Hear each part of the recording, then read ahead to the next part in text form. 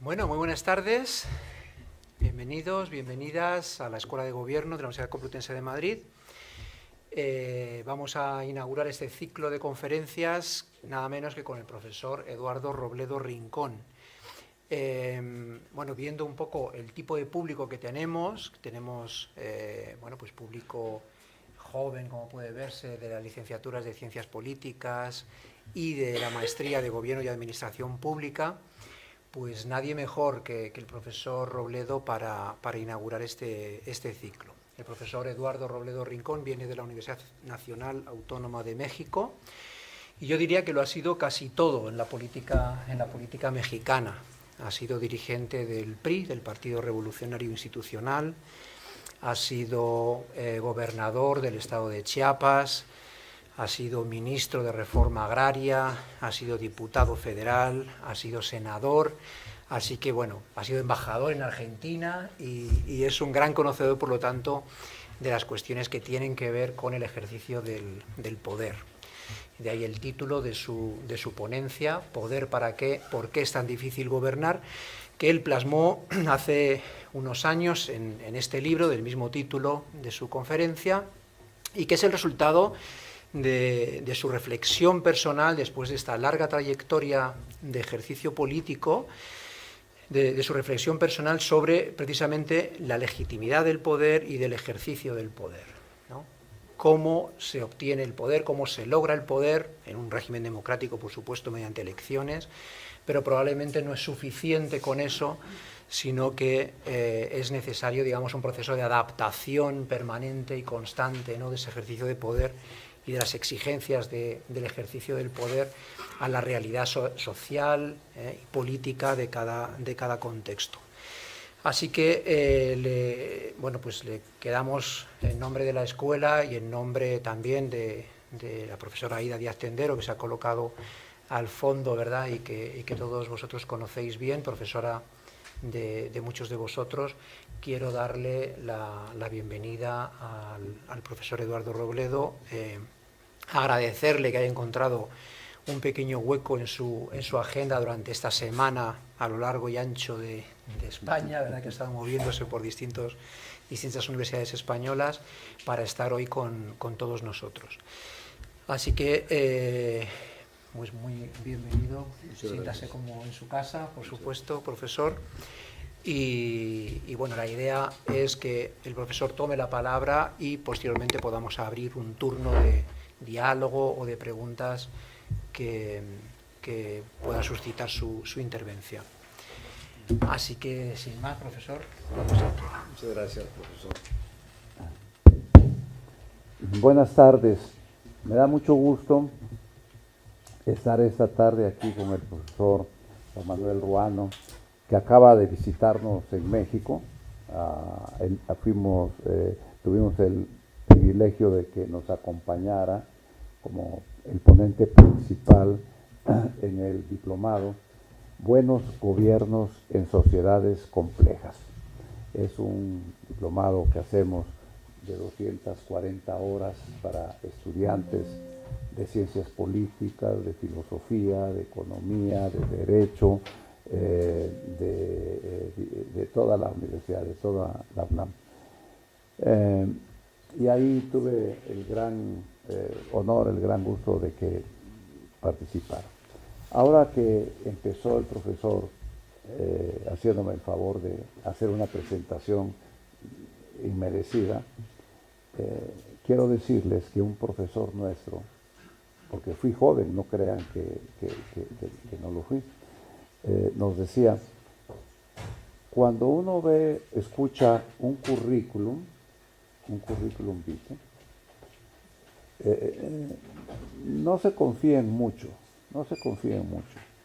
porque el currículum dice qué cosas hizo uno, pero no dice cómo las hizo. Así es de que, amparado en esa justificación, procederé a tratar de darles una idea general de este tema que a mí me parece esencial, no solamente para quien tiene la oportunidad de servir desde el ejercicio del poder legislativo, judicial, ejecutivo, sino en general para quien tiene una formación universitaria que le permita ver en las condiciones tan cambiantes y tan dinámicas que hoy vivimos permanentemente, nos contribuya a darnos una visión más amplia de este elemento esencial del poder. Efectivamente, yo me atreví a hacer esto que es lo más parecido a un libro, ¿sí? En el que planteo dos preguntas esenciales. ¿Poder para qué? ¿Y por qué es tan difícil gobernar? Que planteado algunos años más como los que han transcurrido, habría que agregar tan difícil y tan complejo gobernar. A partir de ello, el título que les he propuesto de esta conversación está realmente, solo con esta lámina podíamos platicar toda la tarde, pero me voy a auxiliar de algo que me permita tratar de traducirles las cosas como son. Sí.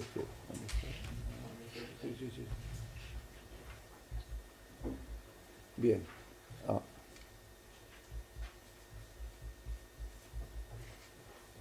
Vean ustedes. Perdón, creo que te voy a pasar un poco para allá para que me ayudes.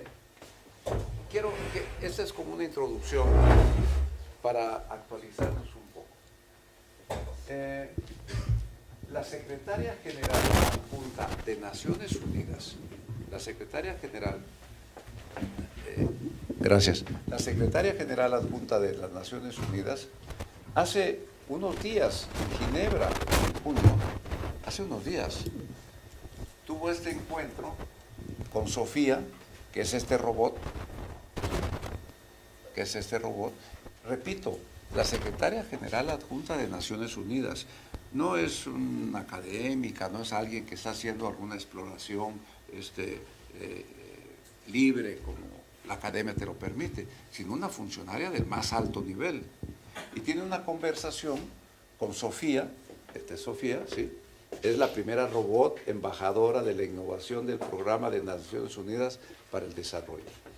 Les doy este contexto para que veamos en dónde estamos parados en el tema que vamos a abordar ahora. Y dice, los robots humanoides pueden liderar con mayor eficacia que los mandatarios humanos. No tenemos los mismos prejuicios o emociones que a veces pueden oscurecer la toma de decisiones y podemos procesar rápidamente gran cantidad de datos para tomar las mejores decisiones. Eso dice Sofía. Eso dice Sofía. Bueno, ustedes son hijos ya de la tecnología, yo soy un analfabeta digital, pero ustedes viven la tecnología permanentemente en su cotidianidad, en la escuela, en su familia, en sus amigos y demás, forma parte de su ADN, ¿no? Por favor, Max. La secretaria de la Unión Internacional de Telecomunicaciones nos dice que las inteligencias artificiales serán necesarias para mitigar el cambio climático, transformar la educación, combatir el hambre, eliminar la pobreza y otros problemas que frenan el desarrollo sostenible. Esto está pasando hoy, hace 2 meses. No pasó hace 10 años o 20 años, pasó hace 2 días, ¿no? Ante esta situación, que ustedes seguramente la han identificado, por favor, ¿sí? Tendríamos que preguntarnos, ¿sí?, si podrán los robots, estos de la inteligencia artificial, gobernar al mundo con aceptación de los humanos. Esa es la primera pregunta que tendríamos que hacernos, ¿no? tendríamos que preguntarnos si llegaremos a ver gobernantes robots de países en un futuro cercano. Los robots llegarán a ser, como lo afirma la robot Sofía, mejores gobernantes que los humanos. Es decir, no solamente si podrán gobernar, sino podrán ser mejores. Las respuestas, yo estoy seguro que las tienen ustedes, no yo. Las respuestas se las pueden imaginar ustedes en el mundo en que ustedes permanentemente se desarrollan. Por favor. Vamos a acercarnos, ¿sí? Una vez que vemos este es un hecho que de ninguna manera es una amenaza, de ninguna manera es algo que puede suceder en el año 2050, no es algo que se está planteando hoy. Entonces, vamos a acercarnos a la dificultad de gobernar en la sociedad compleja del siglo XXI. Gobernar siempre ha sido difícil, siempre ha sido difícil, pero hoy resulta mucho más complejo. Los desafíos, las amenazas, ¿sí? Gobernar con una sociedad cada vez más informada, con una sociedad cada vez más participativa, con una sociedad en la que conocemos en tiempo real lo que está pasando en este momento en cualquier parte del planeta, ¿sí? Eso para un gobernante complica mucho las formas de gobernar. Vamos a apoyarnos en un profesor que a mí me parece el filósofo político contemporáneo más importante.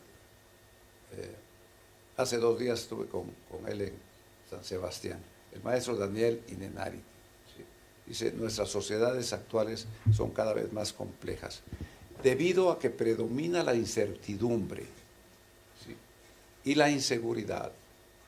No se domina de manera jerárquica, no se gobierna de manera jerárquica. Y cuando digo no se gobierna de manera jerárquica, me refiero no solamente al gobierno, me refiero a la escuela, me refiero a la vida, me refiero a la familia, la relación entre nosotros, entre ustedes, sus hermanos, ustedes, sus padres, ustedes, no es jerárquica como lo fue. Nosotros fuimos criados, o los padres de ustedes probablemente todavía, ¿sí? Pero sus abuelos fueron creados en una estructura vertical, ¿sí? Totalmente vertical. Eso ya no existe más, ¿no? Eso ya no existe más. Nosotros, mi generación, estábamos esperando llegar a cumplir 18 años para irnos de la casa, ¿sí?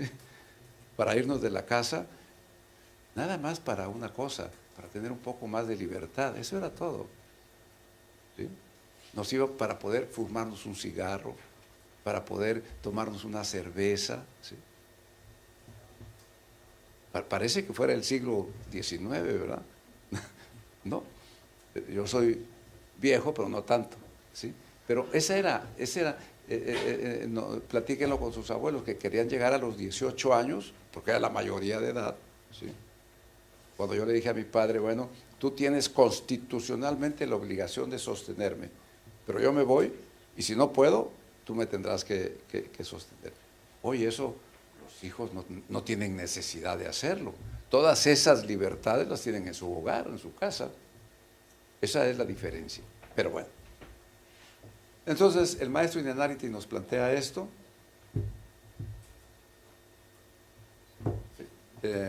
Nos sigue diciendo cómo se han cambiado el papel del Estado en el aspecto político.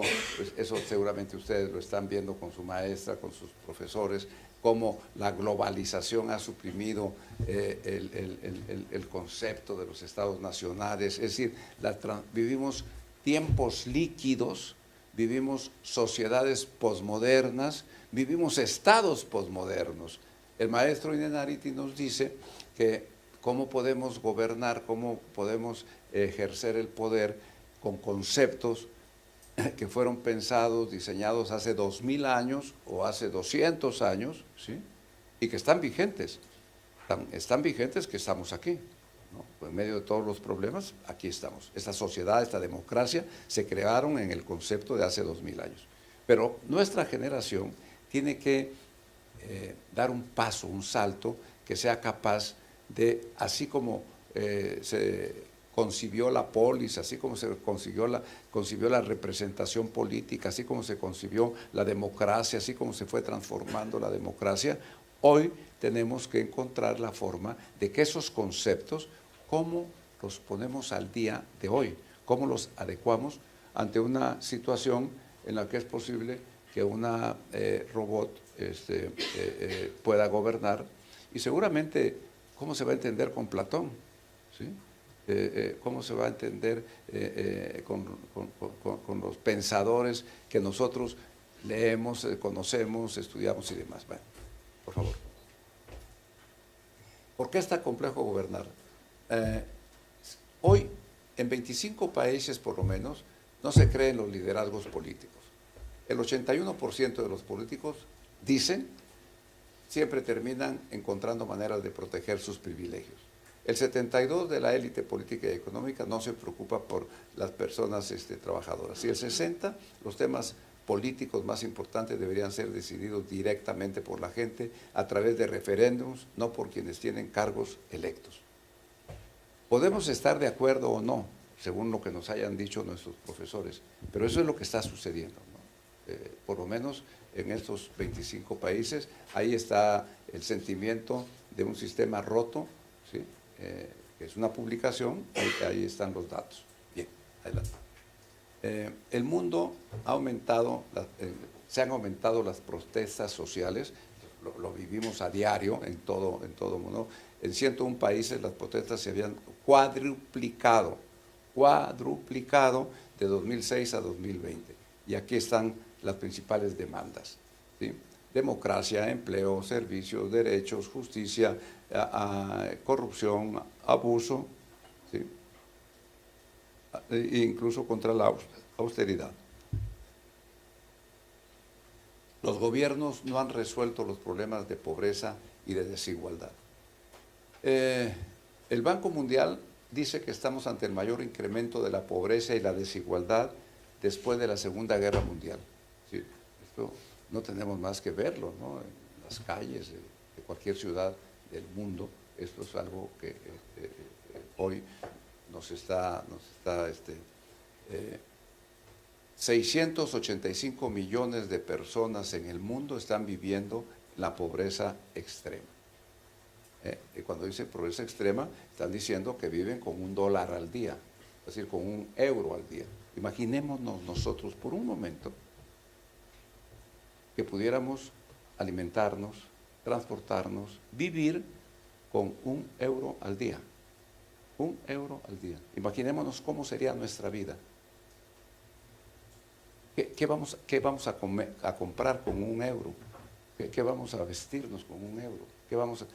Bueno, pues hay 685 millones de personas que así lo hacen. Esa es la realidad, ¿no? Junto a la gran modernidad, junto a la gran transformación mundial, hay esta realidad. ¿Sí? Ahora bien, esto es en el mundo. En América Latina, ¿sí? En mi región, ustedes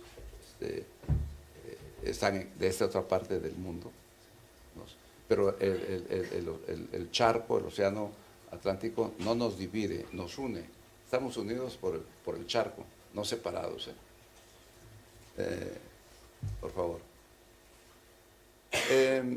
En América Latina el tema es mucho más agudo, mucho más complejo, ¿sí?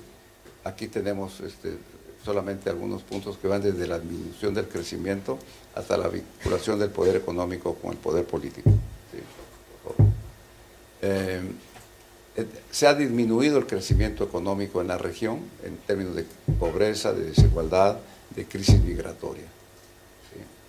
Entonces, el declive del apoyo a la democracia a partir del 2010, ustedes pueden ver cómo el apoyo a la democracia, estos son los resultados del Latinobarómetro, un estudio que se hace desde el 2000, desde 1995, del siglo pasado, ¿sí? Y nos permite ver cómo se va moviendo. Yo esto se lo voy a dejar aquí al profesor, pero si lo quieren, si se quieren confundir más, acudan a esto y espero que ahí lo pueda lograr. El incremento de la insatisfacción con la democracia se ha movido de esta forma.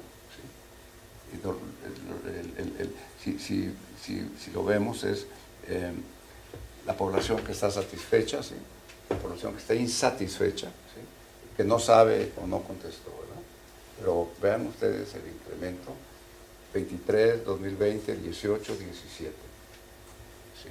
El incremento de la insatisfacción con la democracia en general, por favor.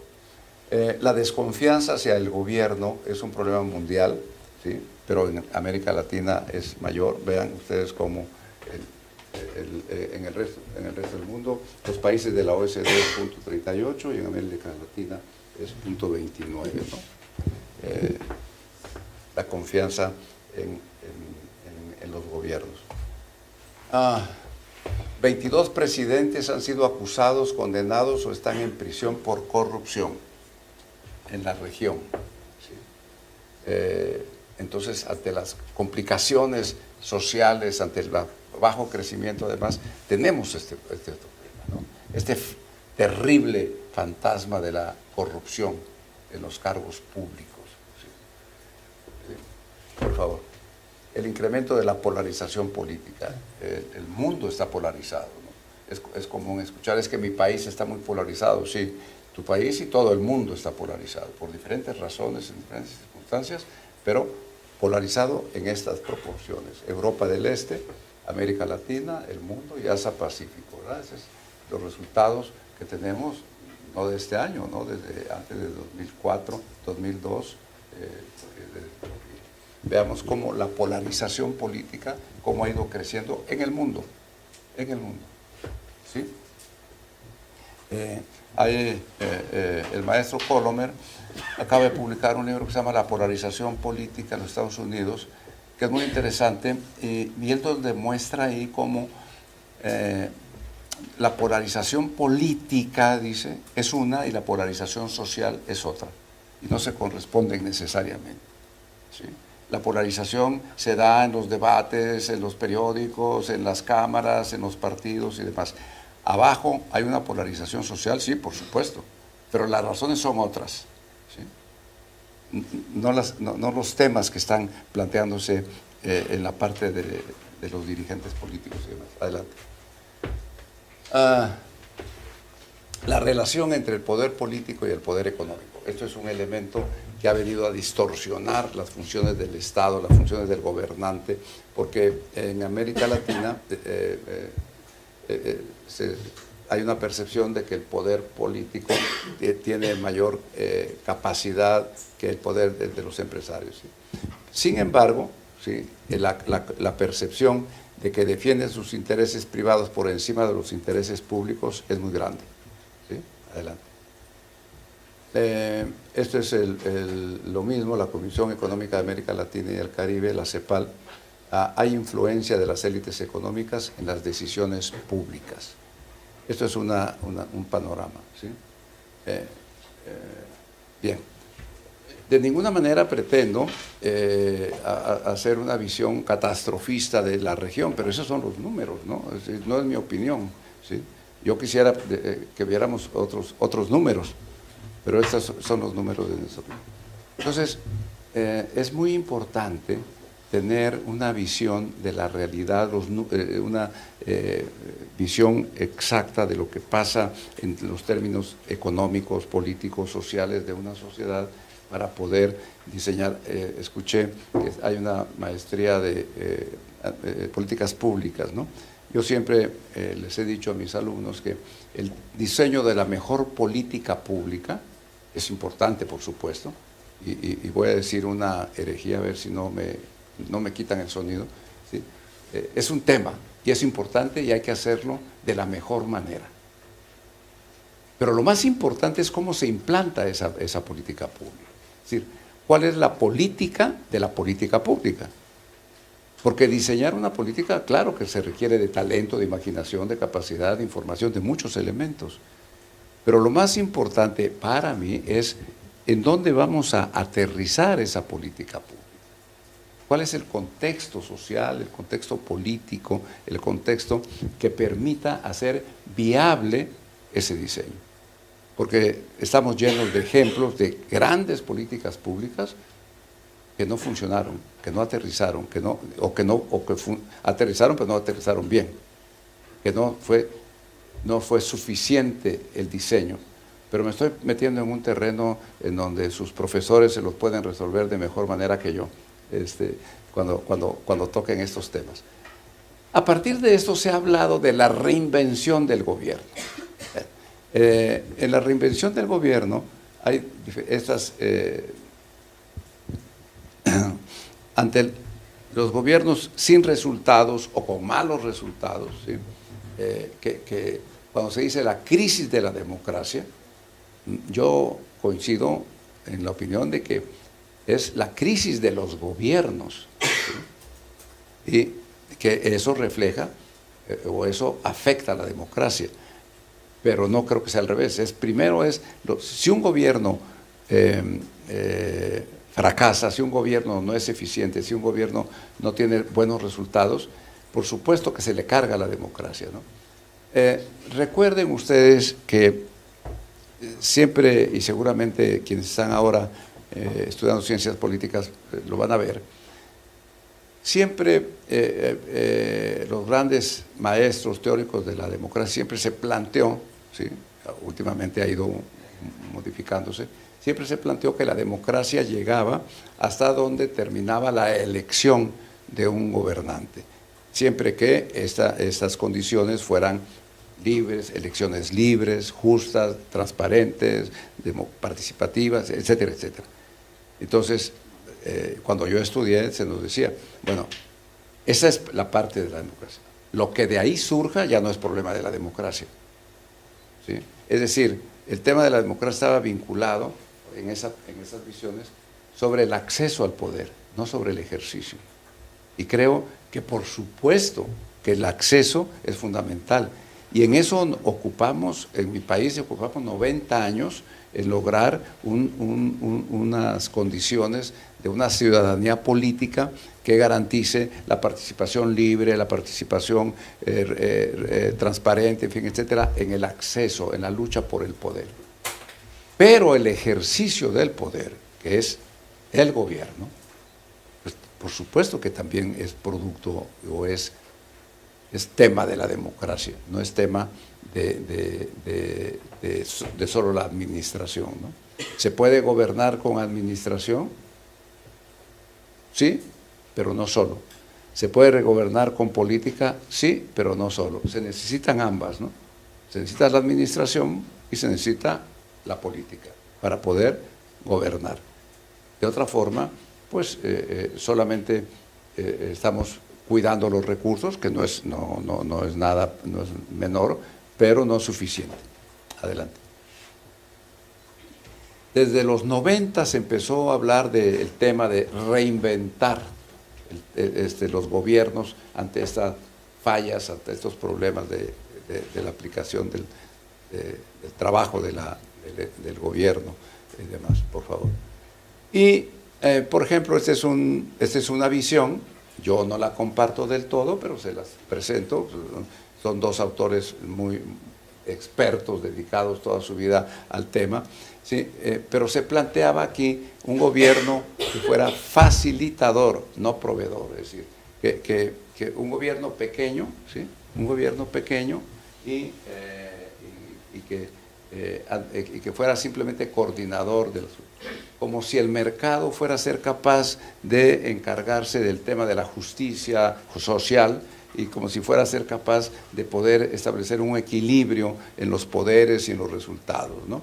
Descentralizado, previsor, orientado al mercado, ¿no? Esto tiene que ver cuando se implanta pues todo el sistema económico del neoliberalismo que plantea un Estado pequeño para tener una mayor participación de la... Efectivamente, la gobernanza y ustedes lo están viendo, la gobernanza como concepto genera muchas veces confusiones con la gobernabilidad, ¿no? Y confundimos qué es la gobernanza y qué es la gobernabilidad. Yo creo que la gobernanza es reconocer que el Estado, que el gobierno, ya no puede solo hacer todo. Es reconocer que ya no puede. Cuando digo solo, me refiero solo con sus recursos, con sus capacidades, con sus normas, como lo fue. Era capaz de proveer la paz, la justicia, el respeto, la convivencia y demás. Sin embargo, las exigencias, el crecimiento, la injusticia, etcétera, etcétera, obligan a que los gobiernos reconozcan que ya no pueden solos resolverlo todo, que necesitan del sector social y del sector privado su participación para poder, de manera conjunta, en un triángulo, ¿sí?, resolver los problemas de la sociedad. Para mí esa es una explicación muy elemental, si se quiere, muy operativa de la gobernanza. Y yo resuelvo, mi interpretación personal que hago es que la gobernanza es un medio y la gobernabilidad es un fin, ¿sí? Porque lo que pretendemos es que haya una gobernabilidad en una sociedad. Eso es nuestro fin como gobernantes. Y para mí la gobernanza es un medio para alcanzarla, ¿no? Una gobernanza democrática, como plantea el maestro Inenarity, ¿no? Una gobernanza democrática en la que haya una participación de estos tres elementos: gobierno, sector social y sector privado. Bueno, ya me desvié. Pero aquí el Foro Mundial, hubo un Foro Mundial en el 2006 sobre reinvención, sobre la reinvención del gobierno, impulsado por las Naciones Unidas, y se plantearon estos elementos que se expresaban como necesidades. No es un tema nuevo, es un tema que ha venido a partir de los 90 del siglo pasado, estando presente, ¿sí? Por favor. En el 21, ¿sí?, para generar los cambios en el mundo cada vez más complejos, los gobiernos deben estas cuatro primeras tareas que tendrían que responder. Pero veamos, por favor, las siguientes. Ahí empieza a aparecer ya la inteligencia artificial como herramienta para tomar mejores decisiones. No podemos pensar solamente en la parte conceptual, teórica, de cómo diseñar un buen gobierno, ¿no? Sino tenemos que considerar la presencia, en este caso, ya de la inteligencia artificial. Construir buenos gobiernos en sociedades complejas, ese es el reto. Ese es el reto, ¿sí? Porque gobernar siempre ha sido difícil, siempre han habido más problemas que soluciones, siempre han habido escasez de recursos. Eso no es nuevo, ha sido siempre, siempre. Ahora, a esos problemas que continúan se agregan otros, como estos que planteo aquí. Bien, todo esto es para... me voy a ir un poquito más rápido para poder tener una conversación con ustedes, que sería lo más rico de este encuentro.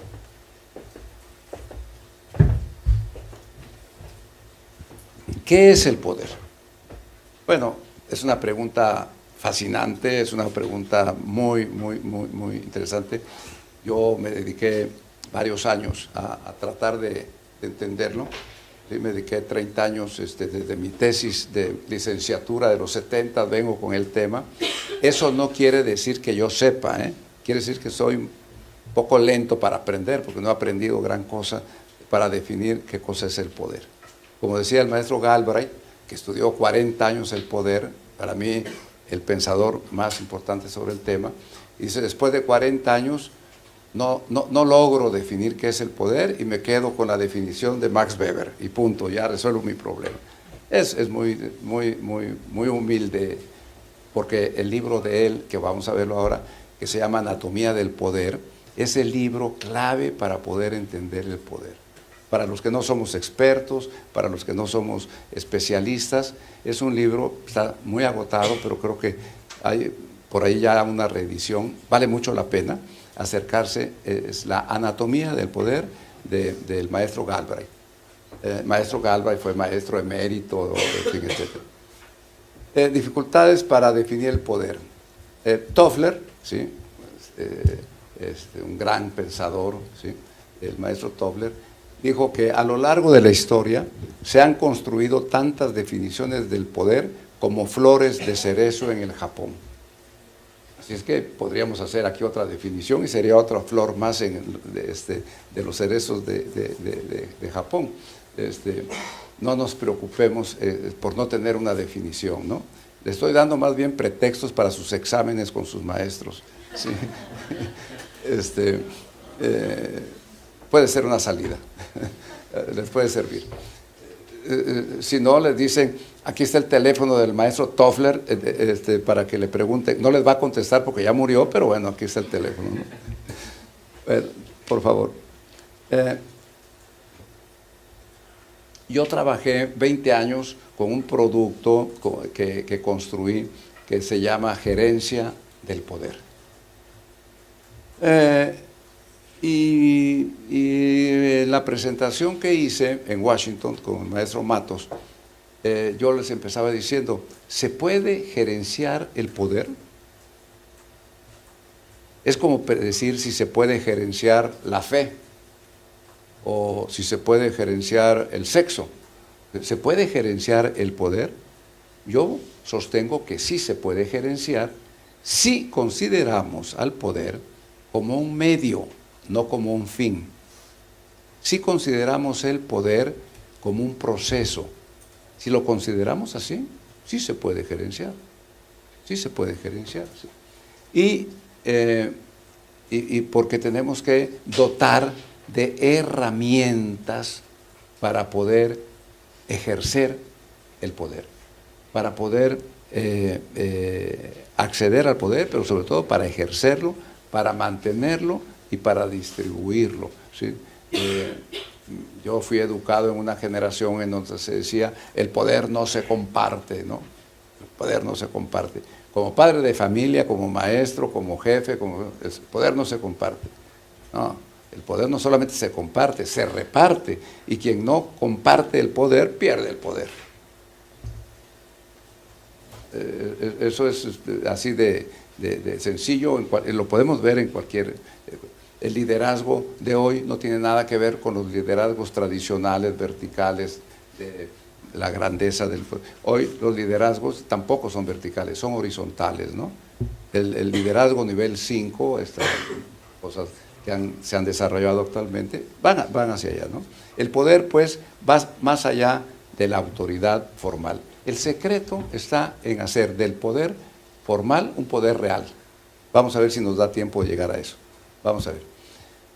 Estas fueron las dos personas en las que yo me apoyé para trabajar y ese librito que por ahí les voy a dejar, por cierto, un par de ejemplares por si algún día se atreven a verlo, pues aquí se los dejo al maestro Ron.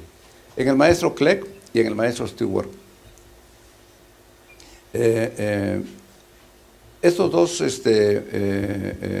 autores a mí me sirvieron mucho para encontrar con esta vertiente que le llamé gerencia del poder. Veamos. Ese es el libro, Anatomía del Poder, del maestro Galbraith. En ese libro, esta es una matriz que yo me atreví a hacer. Yo creo que si la hubiera visto el maestro, me hubiera reprobado seguramente, ¿no? Porque me atreví a poner su libro en una gráfica, ¿no? Bueno, fíjense si no, es una audacia irresponsable. Pero yo descubrí en su libro que nos dice así que el poder tiene fuentes y tiene instrumentos. ¿Sí? Si leen el libro podrán corregir la gráfica, la podrán quitar o hacer otra, ¿sí? Y dice, las fuentes es, el poder condigno, el poder compensatorio o el poder condicionado. ¿Qué es cada una de estas tres expresiones? El poder condigno es: yo utilizo todas las fuerzas, todos los elementos de la fuerza, del condigno, para hacer que tú hagas lo que yo quiero que hagas. Y me valgo de todos los elementos de un poder condigno, ¿sí? Los juristas nos podrían explicar más qué cosa quiere decir condigno, ¿no? Pero es como la expresión más amplia de una concentración de todos los elementos.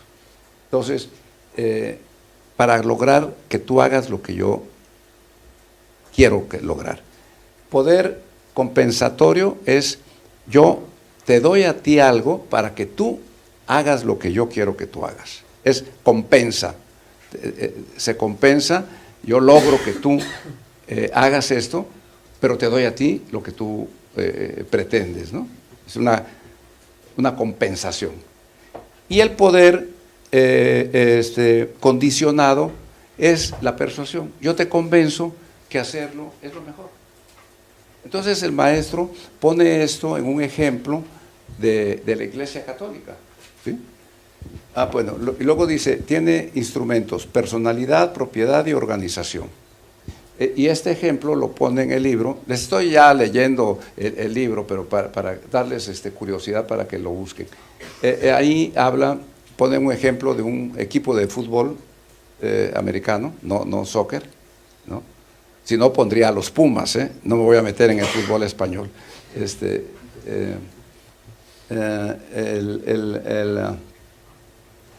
Y pone el ejemplo de la Iglesia Católica, ¿no? Y dice: personalidad, Jesucristo; propiedad, todas las instalaciones y las iglesias y todo lo que la Iglesia tiene. Y dice: y organización, el Vaticano, la estructura, esa es su organización. Y entonces dice: si no crees en mí, te vas al infierno, condigno. Si crees en mí, ¿sí? Te vas al cielo. Por lo tanto, creer en mí es lo mejor. Le estoy simplificando, y si no están de acuerdo, ahí está el maestro Galbraith y le reclaman a él, ¿sí? Entonces, estos elementos permiten tocar lo que es el poder. Por eso, a mí es un libro que me parece esencial para acercarnos al tema del poder. Vamos. Y el maestro Clegg nos dice en su libro, ¿no está por ahí el libro? Se borró. Bueno, en su libro clave que yo utilicé, nos dice que el poder, ¿sí?, se requiere definir una intención, que el poder requiere tener una intención, tener una estrategia para alcanzar esa intención, tener capacidad de ejecución y tener elementos para el control de consecuencias. Es decir, porque cada acción que voy a hacer tiene una consecuencia, tengo que tener los elementos para controlarlas. ¿Sí? De igual manera, esto sí logré discutirlas con él, y afortunadamente pasé el examen. Me dijo: me parece una interpretación muy acertada de mi libro, y la palomeó. Así él sí vive en Sydney ahora, pero tengo su teléfono, por si no me creen, le puede llamar para ver que sí aprobé el poder. El tema está en cómo pasar del poder formal al poder real, ¿sí? Vamos a ver, no sé, aquí está. Intención, estrategia, ejecución y control de consecuencias. Una persona, en el momento en que tiene la designación de un cargo, tiene el poder, pero es un poder formal, no es un poder real. Tiene el poder porque tiene, digamos, la investidura, la designación. Yo nombro a una persona porque considero que es una persona capaz, y esa persona tiene el nombramiento. Pero ese es por poder formal. El poder real es el que va a ser, el que va a lograr hacer que logre esa intención, que tenga capacidad de ejecutar. Si en nosotros nos nombran a alguien que nosotros no estamos de acuerdo porque consideramos que tiene poder formal el nombramiento, pero no le hacemos caso, porque consideramos que no es capaz, que no es, etcétera, etcétera, ¿no? Cuando dicen, es que el gobernador ordenó que la policía fuera y desalojara el mercado que estaba siendo invadido, ejerció el poder, ¿no? Ejerció la autoridad, tiene facultades constitucionales para hacerlo. Eso no es poder real, es poder formal. Esa es la diferencia. Y un gobernante le cuesta mucho trabajo diferenciar qué es el poder y qué es la autoridad. El tema de poder y autoridad es un problema jurídico muy complejo. Los abogados tienen años, siglos discutiendo ese tema, por eso estudié ciencias políticas. Me permite ver el poder desde esta perspectiva. Entonces, con todos estos elementos, llegué a preguntarme en el 2015, poder, ¿para qué? ¿Para qué quiero el poder? Si un gobernante resolviera, definiera para qué quiere el poder, resolvería muchos problemas, ¿sí? El poder es un elemento que te da, pero te quita. Y te quita más que lo que te da. Lo primero que te quita es a tu familia. Lo segundo que te quita es a tus amigos. Es decir, te va quitando, te va dando, ¿no? Porque te da capacidad de ejecutar, de esto, en fin, la parte bonita del poder, ¿no? Pero el costo es muy alto. Pítaco, uno de los 7 sabios griegos, descubrió hace 2400 años la ibris, ibris, que es la enfermedad del poder. Hace 2400 años, que ya tiene un rato, ¿eh? Y esa puede ser aplicada hoy a un gobernante sin ninguna duda, ¿eh? Y ustedes documenten si van a ver que se le aplican al alcalde, al esto y demás, y van a encontrar ahí las fuentes de la ibris, la enfermedad del poder. Bueno, ¿sí?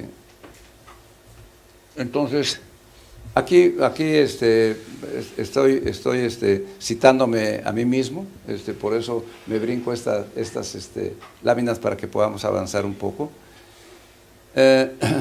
Y con estos elementos podemos llegar a lo que es un buen gobierno. En Siena, ¿sí? Muy cerca de Florencia, en el Palacio Municipal de Siena, ¿sí? Hay unos frescos, el día que estén ahí vale la pena que se dé una vuelta, de Lorenzetti, pintados en 1370 más o menos, que se llama El Buen Gobierno, ¿sí?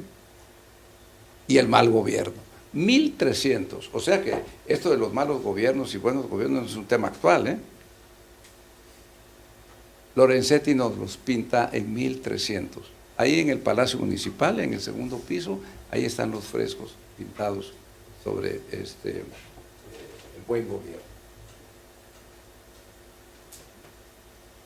O sea que es un tema que ha acompañado a la humanidad desde hace algún tiempo, ¿no? Bueno, por favor, ¿sí?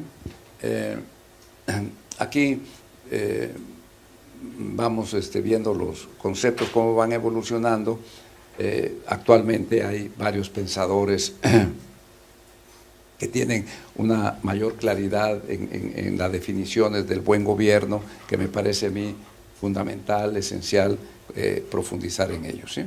Por favor. Según el Banco Mundial, esto es un buen gobierno, según el Banco Mundial. Y el Banco Mundial, ¿sí?, desarrolló, adelante por favor, nos desarrolló estos indicadores. Y el Banco Mundial dice, estos indicadores son de gobiernos nacionales. Dice que un gobierno que logra tener participación y rendición de cuentas, efectividad de gobierno, calidad regulatoria, apego a la ley, transparencia y estabilidad política y ausencia de violencia, es un buen gobierno.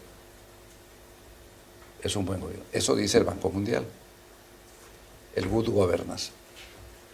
Yo les puedo decir, de acuerdo a mi práctica, cuando hace 400 años me dediqué a la política, ¿sí?,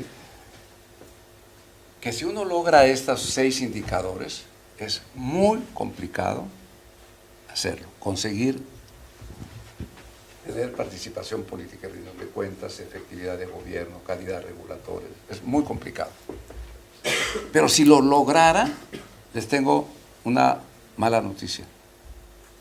Yo hago esto, cuando se diseñaron, decían, bueno, pues sí, es un buen gobierno.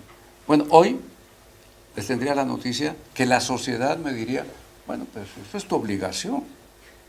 Es decir, tú me vas a decir que la transparencia pues es tu obligación, ¿no? En mi época, hace 400 años, uno podía hacer campaña diciendo, haré un gobierno honrado, honesto. Eso no es una oferta política hoy, pues es tu obligación, no me lo puedes ofertar algo que es tu obligación, ¿no? O voy a hacer un gobierno efectivo que sea capaz. No, eso no es una oferta, eso es tu obligación, para eso te estoy eligiendo. Yo te estoy dando mi voto para que tú logres traducir en resultados concretos y eficientes la aspiración que estemos planteando. Entonces, lograr estos indicadores es muy complejo. El efecto que tiene ante la sociedad, relativo. Porque, te repito, te voltea y te dice, estas son tus obligaciones. Por eso yo creo que lo que sigue es desarrollo. Yo he trabajado, no he terminado esa parte, de que lo que se requiere es tener grandes gobiernos. No solo buenos gobiernos, sino grandes gobiernos. Y eso yo lo fundamento, lo basé en un estudio que hizo Harvard de 500 empresas. Estudió 500 empresas, la Escuela de Negocios de Harvard, estudió 500 empresas, empresas grandes, con muy buenos resultados. ¿Y por qué? ¿Cuántas habían logrado ser grandes empresas? Eran buenas empresas, ¿y cuántas habían logrado ser grandes empresas? 11 de 500. Y entonces identificó los indicadores, estoy hablando de la empresa privada, ¿sí? ¿Cuáles habían sido los indicadores para lograr convertirse en grandes empresas? Yo estoy traduciendo esos indicadores, ¿sí?, que están diseñados para la empresa privada, no para la empresa pública, ¿sí? Son diferentes elementos que uno tiene que considerar. Y pensar en que no es suficiente, que para tener gran gobierno tienes que tener buen gobierno. No te puedes brincar un gobierno regular a gran gobierno. Tienes que tener buen gobierno. Pero ya que tienes esto, tienes que ir por el otro, ¿no? Tienes que ir, y uno de los requisitos es el liderazgo nivel 5. Eso es lo que ellos establecieron, ¿no? Este nuevo concepto de liderazgo, en donde lo que logras es, de los 3 elementos del poder, el tercero, el condicionado, ¿sí? La persuasión. Yo te persuado a que hagamos estas cosas juntos, que lo construyamos, porque es lo mejor, ¿no? Bien, vamos. El Centro Latinoamericano de Administración para el Desarrollo plantea también en su código iberoamericano qué es un buen gobierno. Nos sigue dejando ahí los elementos de participación ciudadana, equidad, inclusión, lucha contra la pobreza, es decir, amplía un poco los del Banco Mundial. Vamos, ¿sí? Bueno, el futuro del Estado Nacional y la democracia. Por favor. Aquí cito rápidamente dos temas. Este libro del maestro Habermas, que nos habla del futuro del Estado Nacional, ¿no? Me parece un pensador esencial. Y que, no sé, aquí seguramente en la carrera de ciencias políticas seguramente llevan derecho constitucional o llevan teoría del Estado, ¿sí? Ambas, ¿sí las llevan? ¿Sí? Bueno, qué bueno porque no le van a entender mucho, pero qué bueno, porque nos permite tener, sin esa base es muy difícil comprender esto.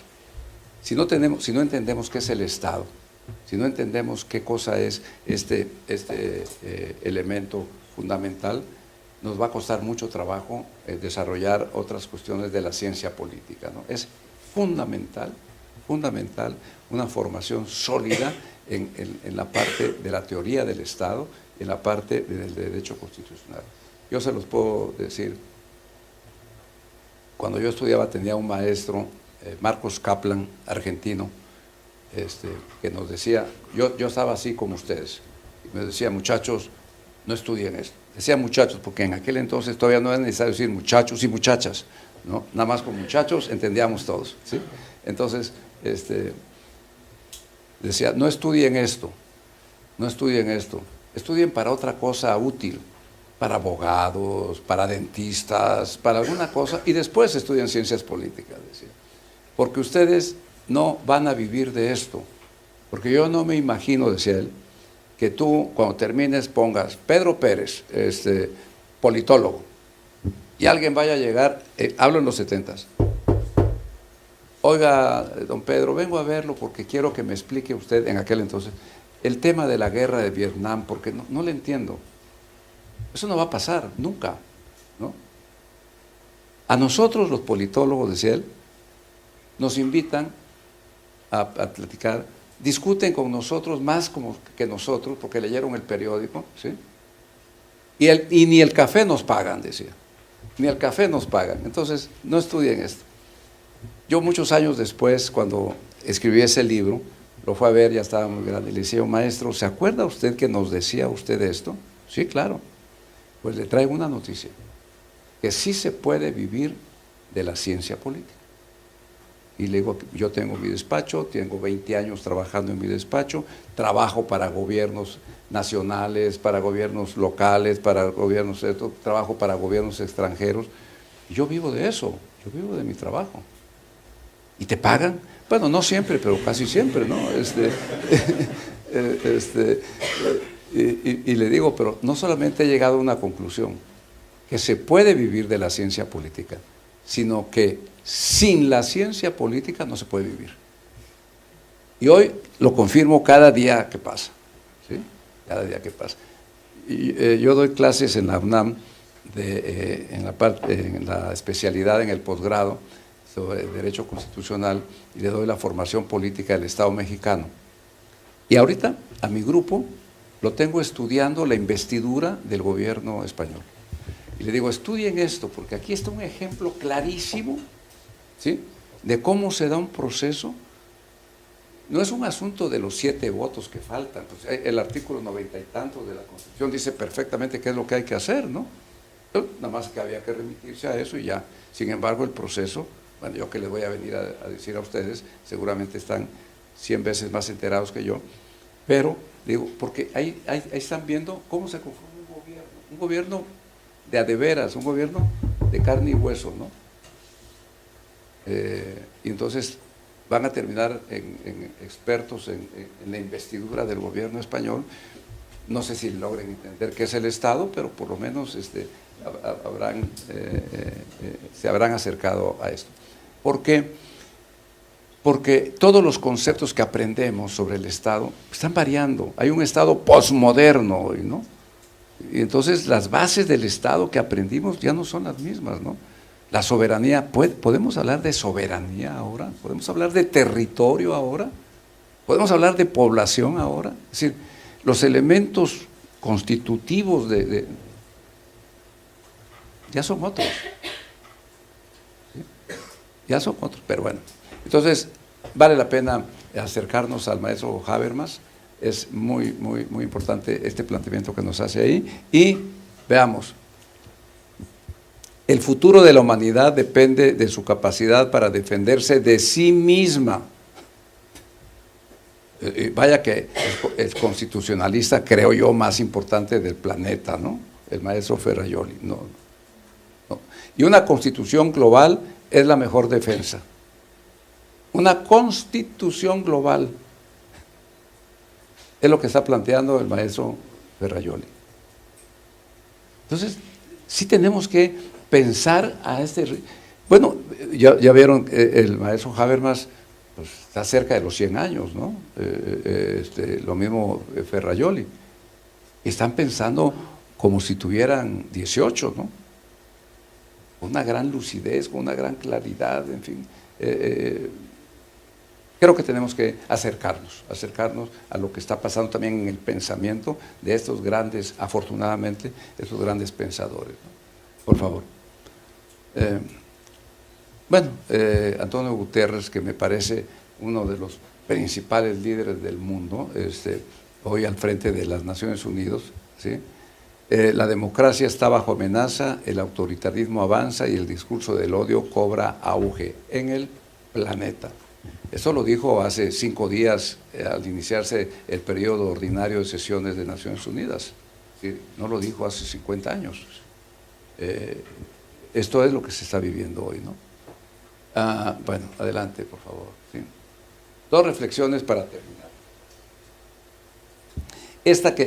Esta es así, a mis alumnos les digo, la tienen que tener grabada aquí en la frente. El que no la tenga grabada no pasa el examen. ¿Sí? Nadie puede ser feliz sin participar en la felicidad pública. Nadie puede ser libre sin la experiencia de la libertad pública. Y nadie, finalmente, puede ser feliz o libre sin implicarse y formar parte del poder político. Porque lo primero que escuchamos, yo no soy político, ¿no? Eso es una cosa política, ¿no? Es decir, con un desprecio por la política, que no, bien ganado, ¿eh? La política se la ha ganado, bien ganado, ¿sí? Pero siempre tengan presente este pensamiento de la maestra Hannah Arendt, que me parece una mujer extraordinaria, fundamental para entender muchas cosas. ¿Qué estaría diciendo hoy con lo que está pasando en Israel, no? La maestra Hannah Arendt. Y finalmente, este es un libro que acaba de salir, que es una conversación deliciosa, ¿sí? Entre Chomsky y Pepe Mujica, ¿sí? Que era presidente de Uruguay, que era, su título era El presidente más pobre del planeta, ¿sí? Ese cochecito es un Volkswagen que en él manejaba, desde que, y siendo presidente vivía en su granjita, donde sigue viviendo con su mujer, y se dedica a cultivar flores y demás. El presidente más respetado del planeta. ¿Sí? Siempre andaba con sus zapatos usados, en fin, y cuando tuvo que ir a una cumbre y se tuvo que poner un traje, bueno, fue una negociación terrible, y dijo, bueno, sí, pero sin corbata. ¿Sí? Y acaba bueno, este libro acaba de salir, esta semana salió. Es una delicia el libro, porque es una conversación de Chomsky, que hoy es yo creo que de los pensadores vivos más vigentes, ¿sí? Y el maestro Mújica como alguien que ha pensado el gobierno, que ha pensado la sociedad como Chomsky, y alguien que ejerció el cargo. Él fue guerrillero, Mújica fue guerrillero, después fue senador, después fue presidente, y vive en su granja a las afueras de Montevideo, cultivando flores, y en ese cochecito que está valuado no sé en cuántos millones de euros, el coche, ¿sí? Él no lo sabe, él anda en su carrito, y cuando era presidente en ese andaba, él y su mujer. Pues, como dicen los legisladores, es cuanto, maestro. ¿Sí? Muchísimas gracias.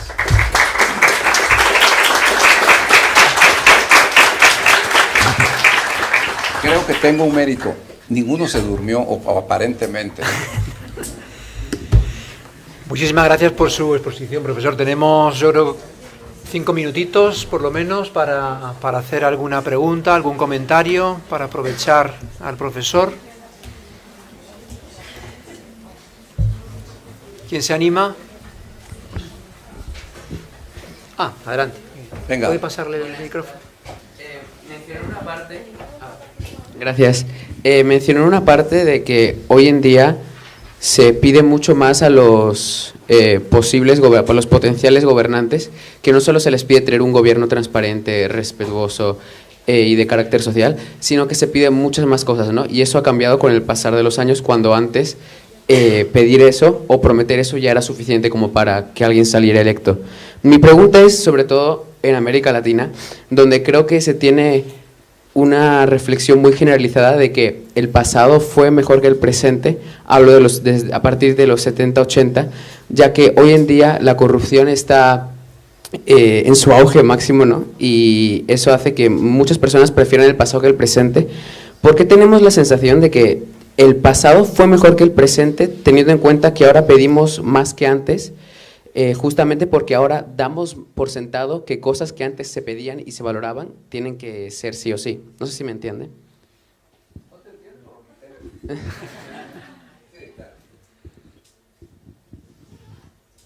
Bueno, esto siempre será así, ¿no? Siempre pensamos que lo que hicimos siempre fue mejor, ¿no? Prueba de ello es porque estamos aquí. Lo que pasa es que hubo una época en el que los resultados, ¿no?, de la política del gobierno, de la política de desarrollo estabilizador, logró que muchos países de Latinoamérica crecieran al 6%, al 8%. ¿Sí? Es una cosa sorprendente. Es tan difícil tu pregunta, que déjame poner algunos ejemplos. En Chile, que sin lugar a dudas logró una economía muy boyante, logró una economía muy importante, sí, pero a cambio de la libertad, fue una dictadura.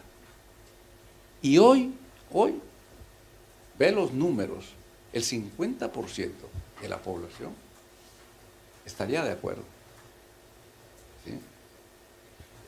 Entonces, ¿hasta dónde lograr grandes resultados requieren de manos autoritarias, ¿no? Pero la sociedad empieza a tener esa tentación. Vean El Salvador. El presidente Bukele iba a decir una expresión muy desagradable, pero me parece que es una locura, para decirlo menos, lo que hace. Sin embargo, tiene el 92% de aceptación, ¿no? Es a costa. Los derechos humanos, por supuesto que no existen, no existe el mínimo respeto, etcétera, etcétera. Pero la sociedad llega a tener un cansancio tal, ¿sí?, un cansancio tal, que dice no importa, pero que haya orden, que haya, que pueda. Argentina, estamos a 22, es la elección, ¿sí?, y vean el candidato que está en primer lugar en Argentina. ¿Qué propone? El fin del Estado, el libre tráfico de niños y de órganos infantiles, no al aborto.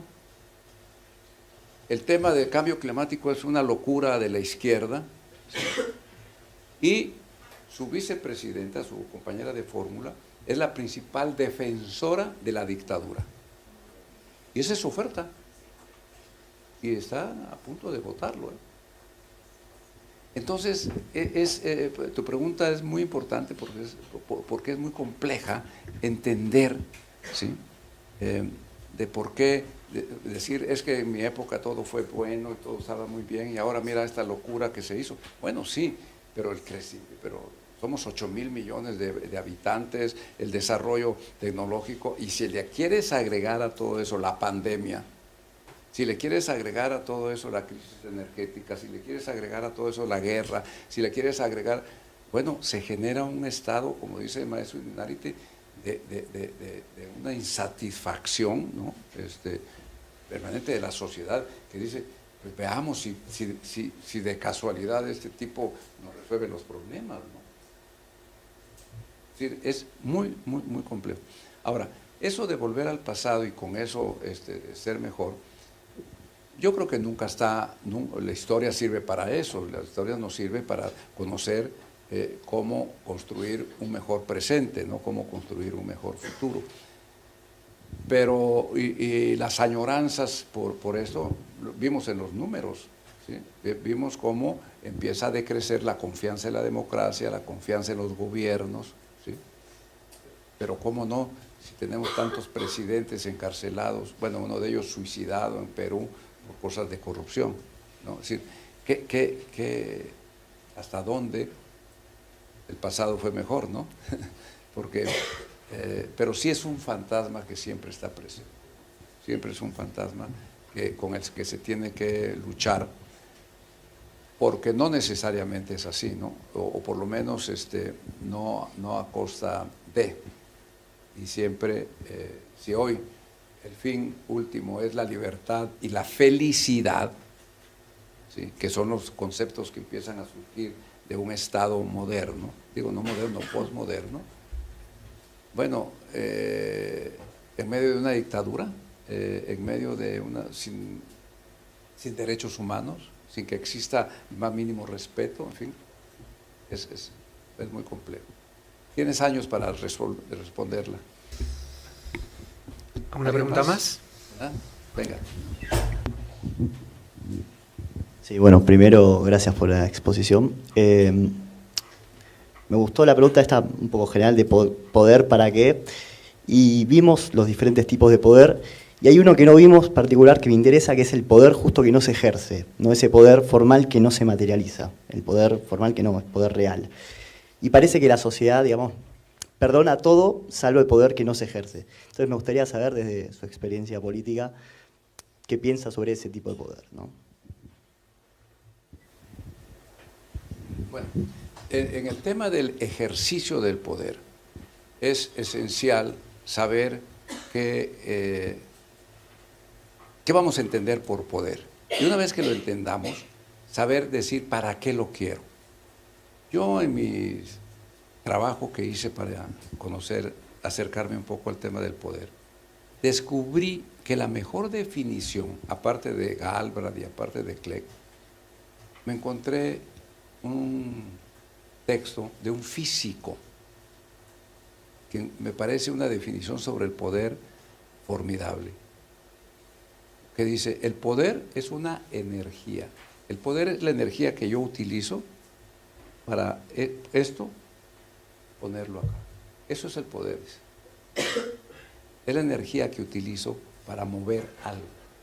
Bueno, trasladar eso al gobierno es lo mismo. Entonces, si tú tienes poder formal, no puedes mover esto. Si tienes poder real, tienes esto. ¿Por qué en la sociedad hay quien tiene poder formal y no tiene poder real? Y hay quien tiene poder real y no tiene poder formal. Un líder social tiene capacidad de movilización y tiene esto, pero no tiene un poder formal. Muchas veces ni siquiera es electo, ni mucho menos, ¿no? Encabeza una causa, la que sea, ¿no? Una causa, y eso le da un poder real, ¿no? Al grado que puede llegar a representar los intereses de ese grupo, de esa comunidad, y sentarse con el poder formal, con la autoridad, entre comillas, para negociar. Entonces, sí es, mi experiencia personal es, si no decides para qué quieres el poder, primero saber qué poder, qué es el poder, y que no es autoridad, porque si confundes el poder con la autoridad, tienes ya la primera confusión que te va a costar mucho trabajo ejercer. Y la segunda es, ¿para qué lo quieres? Si ustedes le preguntan a un gobernante, ¿para qué quieres el poder?, difícilmente les va a contestar. ¿Qué le va a decir? Para servir, para hacer mejor las cosas, para hacer, sí, pues eso es tu obligación, eso no es. Si aceptamos que es mover esto, pues diría yo, es para transformar esta sociedad, ¿no? Para transformarla en A, B y C, ¿no? Y no más de 3 o 2 objetivos, porque no se pueden hacer tantas cosas. No sé si logré confundir más de lo que ya estabas, pero eso es lo que creo, eso es lo que yo percibo. El secreto del buen gobernante, para mí, está en que responda una pregunta: ¿poder para qué? ¿Para qué lo quieres? ¿Sí? Harari dice por ahí que cuando se presente un candidato alcalde a pedirte tu voto, le preguntes 4 cosas, ¿no? Dice, ¿qué harías tú ante una guerra nuclear? 2, ¿qué harías tú ante el cambio climático? 3, ¿qué harías tú ante la violencia que en ese momento se está manifestando en Israel? Y 4, ¿qué harías tú para que no hubiera desempleo? Y si no se sabe contestar, dice, no lo votes. Si tú le preguntas eso, un candidato a alcalde, la guerra nuclear, yo no tengo aviones, ni tengo el botón nuclear, no puedo hacer nada. ¿Yo qué te diría? Claro que puedes hacer, pero lo primero que tienes que hacer es que tú entiendas que esa posibilidad existe. Pues eso es lo que puedes hacer, ¿no? Segundo, que tu equipo pues, se preocupe de entender de que esa posibilidad está ahí. No puedes hacer más que eso. Bueno, pero eso es lo que puedes hacer, pero no digas que no puedes hacer nada. ¿Qué puedes hacer contra el cambio climático? Pues lo que puedo hacer, yo no puedo evitar el deshielo de los glaciares, no, puedes recoger la basura, pues eso es lo que puedes hacer, ¿no? Es decir, sí hay una traducción concreta, específica de las cosas. Lo que es muy irresponsable que un gobernante diga, no, pues yo no puedo hacer nada porque eso no me corresponde a mí, ¿no? Entonces, ¿a quién le corresponde? Yo te elegí para una cosa, nada más, para tomar decisiones. Y los gobernantes llegan y cuando llegan, lo único que no quieren hacer es tomar decisiones. Oiga, tal problema así, a ver que lo vea fulano. No, yo te elegí a ti. Yo les digo que los gobernantes son como cuando estás en una cinta de haciendo ejercicio, estás haciendo ejercicio, estás bañado en sudor, pero estás en el mismo lugar, no te has movido, ¿eh? Así son los gobernantes.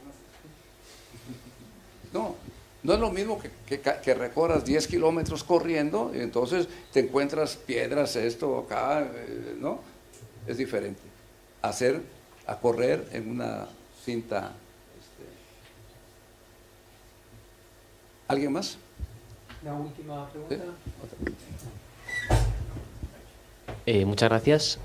Es una pregunta un poco difícil, yo creo. Bueno, se formula muy rápido. Es ¿hasta qué punto deslegitima las democracias los gobiernos en funciones?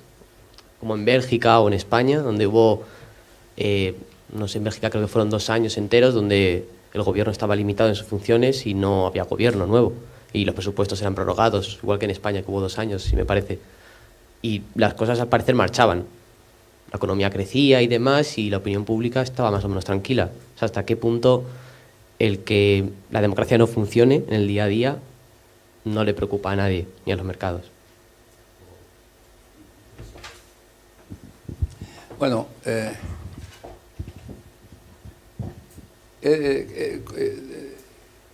a mí me cuesta mucho trabajo particularmente contestar esta pregunta,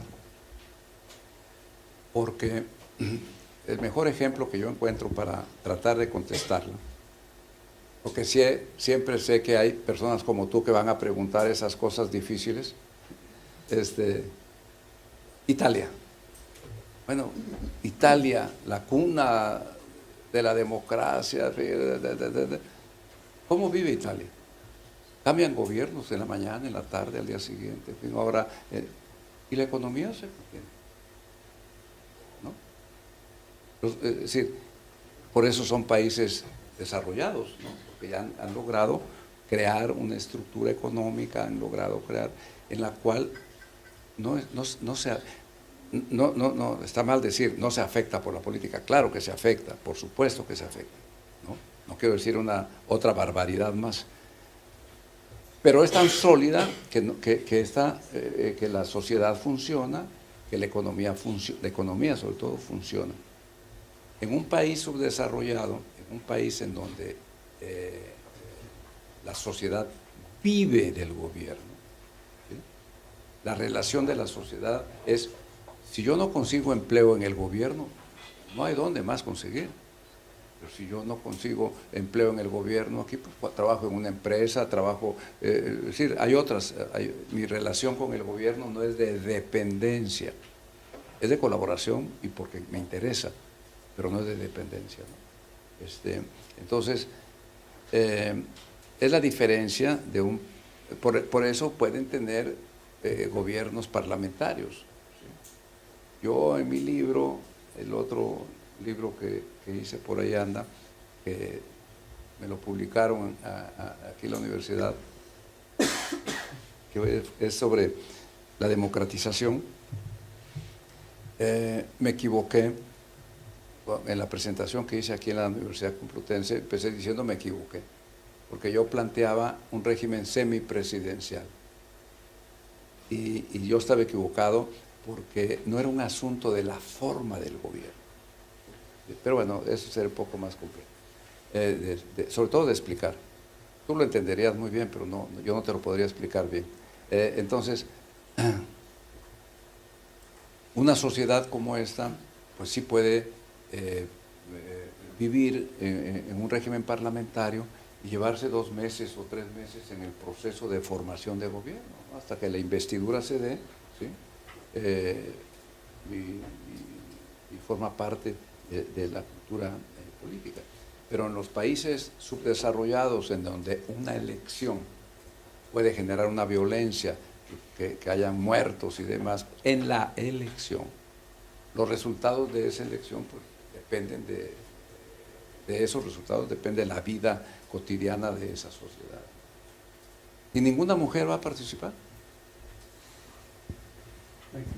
Vamos a ver la oportunidad Sí, a esta mujer de por aquí. Si no van a decir que hice una conversación muy machista. Hemos visto en clase, en instituciones, lo que era una democracia y los requisitos que tenía que seguir una democracia. Y se nos planteó la pregunta de hasta qué punto muchas democracias hoy en día, muchos estados hoy en día pueden ser considerados como democracia. Lo que yo le quería preguntar a usted, con toda su experiencia en el Estado mexicano, ¿hasta qué punto considera usted México como un régimen democrático?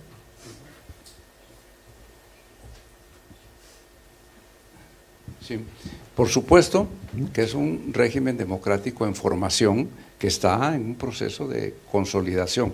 Los países, recuerden que el maestro Morlino, en su clasificación de las democracias, establece diferentes niveles, ¿no?, de las democracias. Democracias en formación, democracias incipientes, democracias intermedias, híbridas, etcétera, etcétera. En México lo que estamos viviendo es un cambio de régimen, que son 2 cosas diferentes. Y por eso es tan complejo comprenderlo. No lo digo yo, el presidente al asumir, si ustedes leen en el discurso, dice, hoy se inicia un cambio de régimen, no un cambio de gobierno. Y lo primero que tenemos que diferenciar como estudiantes de ciencias políticas, se lo sugiero, es tener claro qué es un régimen y qué es un gobierno. Porque ahí hay una confusión que se da cotidianamente. En los medios de comunicación no importa, porque ellos no son especialistas, pero ustedes que lo van a hacer, sí. Y confundimos gobierno con régimen, ¿sí? No es lo mismo. Un gobierno se mide, el libro clásico del maestro Morlino, que se llama Cómo cambian los regímenes políticos, lo escribió hace 40 años, ahí nos describe cuáles son los indicadores para medir un cambio de régimen. Un régimen solamente se cambian de 2 maneras, por la vía violenta o por la vía pacífica. Un régimen se cambia por una revolución, por un golpe de Estado o por una invasión extranjera. Eso cambia un régimen, lo cambia inmediatamente y lo cambia a costo de la violencia, de muertes. En México nos costó 1 millón de muertos la revolución de 1910, el cambiar de régimen, ¿no?, de la dictadura a un gobierno democrático.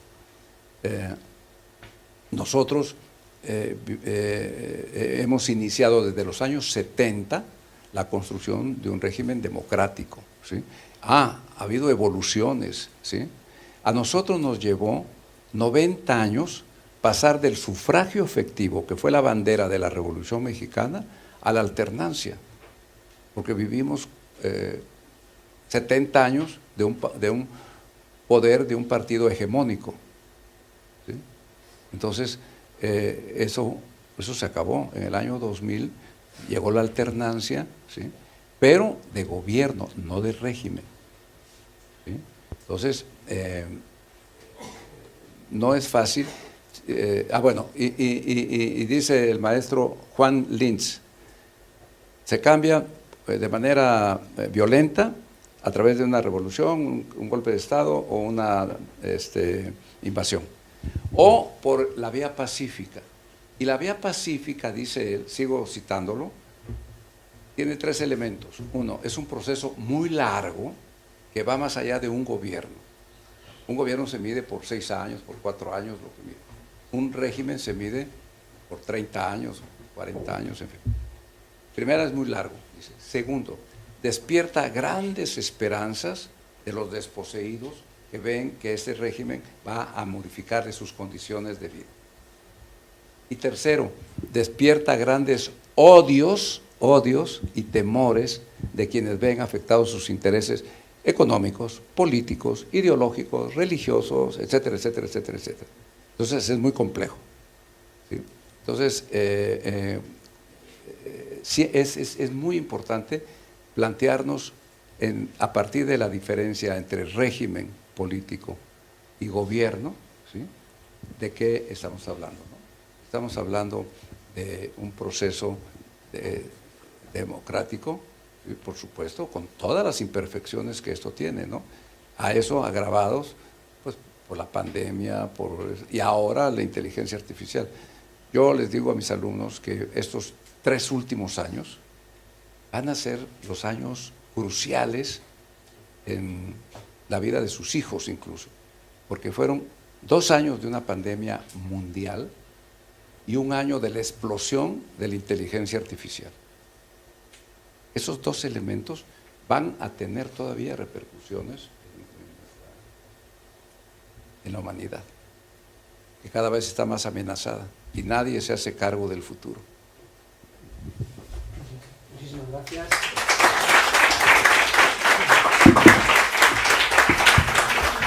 Bueno, pues muchísimas gracias por vuestra asistencia, muchísimas gracias al profesor Eduardo Robledo por ya no esta conferencia, sino esta lección, ¿no?, magistral, que es fruto de su experiencia y de sus intereses intelectuales. Así que, bueno, sin más, le doy un poco como recuerdo de paso por estas aulas una pequeña constancia de su participación. Por favor. Gracias, profesor. Gracias.